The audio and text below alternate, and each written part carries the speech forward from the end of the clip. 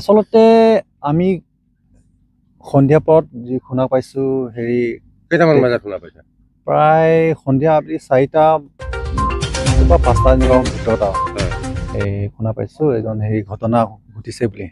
আমি লগে লগে আহিছোঁ ইয়াত ঘটনাস্থলীত আহি পোৱা সময়ত দেখিছোঁ যে হেৰি ট্ৰেক্টৰখন পাল্টি খাই গৈছে আৰু মানুহ হেৰি জেমছন ইংলেং নামৰ ব্যক্তিজন তাতে মৃত্যু ঘটিল আৰু সেই ট্ৰেক্টৰতে আছিলে। এজন ড্ৰাইভাৰ আছিলে নেকি? ড্ৰাইভাৰ হয়। আপোনালোকে কেনেকৈ গম পাইছে? ইয়াৰ পৰা কোনোবা কৈছে? কোনোবা গাঁৱতে জনাইছে আৰু আমিও মানে আজি কামত হেৰি ইয়াৰ গাঁৱত থকা নাই, আমি হেৰি বাঁহ কাটিব গৈছোঁ হেৰি লাঙি নামৰ জেগাত।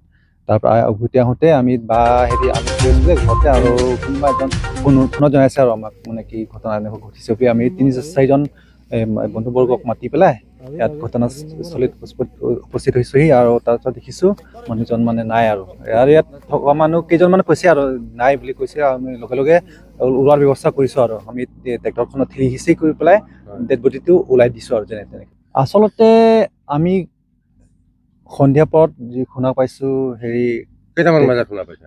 প্ৰায় সন্ধিয়া আপুনি 4টা নতুবা 5টা এনেকুৱা ভিতৰত আৰু শুনা পাইছোঁ এজন হেৰি ঘটনা ঘটিছে বুলি। আমি লগে লগে আহিছোঁ ইয়াত ঘটনাস্থলীত আহি পোৱা সময়ত দেখিছোঁ যে হেৰি ট্ৰেক্টৰখন পাল্টি খাই গৈছে আৰু মানুহ হেৰি জেমছন ইংলেং নামৰ ব্যক্তিজন তাতে মৃত্যু ঘটিল আৰু সেই ট্ৰেক্টৰতে আছিলে।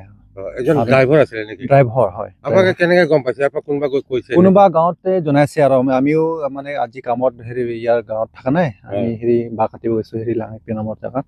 তাৰপৰা উভতি আহোঁতে আমি বা হেৰি আনলোড কৰি আছিলে ঘৰতে আৰু কোনোবা এজন ফোনত জনাইছে আৰু আমাক মানে কি ঘটনা এনেকুৱা ঘটিছে বুলি। আমি 3-4জন বন্ধুবৰ্গক মাতি পেলাই ইয়াত ঘটনাস্থলীত উপস্থিত হৈছোহি আৰু তাৰপিছত দেখিছোঁ মানুহজন মানে নাই আৰু ইয়াত থকা মানুহ কেইজনমানে কৈছে আৰু নাই বুলি কৈছে। আমি লগে লগে ওলোৱাৰ ব্যৱস্থা কৰিছোঁ আৰু আমি ট্ৰেক্টৰখনত ঠেলি সিঁচি কৰি পেলাই ডেড বডিটো ওলাই দিছোঁ আৰু যেনে তেনেকৈ।